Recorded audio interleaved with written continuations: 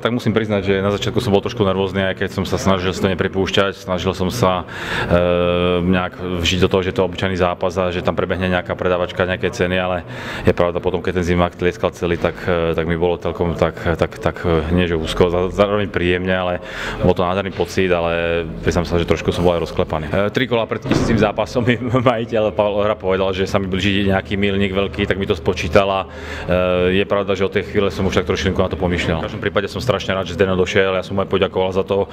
Bol to stále pre mňa veľký hráč a stále bude, je to veľká osobnosť a ja si to veľmi vážim a chcem mu týmto aj poďakovať za to, že došiel a urobil si čas v tento môj deň významný hokejový a ja si to veľmi vážim, samozrejme. Takto nerad nejak už za tým číslom sa už aj ťažko plánuje, ale ja pokiaľ budem zdravý a pokiaľ tá moja hra bude vyzerať k svetu a budem prospešný pre manšaft, tak ja budem sa snažiť hrať čo najdlhšie, samozrejme.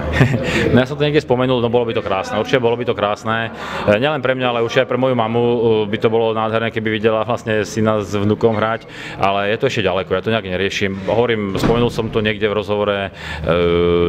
musím na sebe makať, aby si to zaslúžil, samozrejme, a ja musím makať, aby som vydržal ešte hrať, tak aby som ešte hral, samozrejme.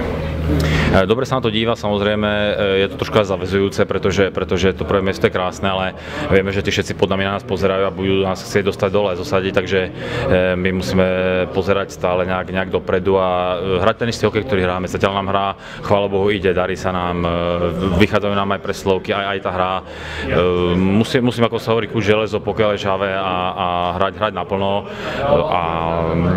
sa to potiahneme čo najdlhšie, samozrejme, ideme od zápasu k zápasu, ako sa to samozrejme hovorí, nemôžeme myslieť nejak dopredu, je to začiatok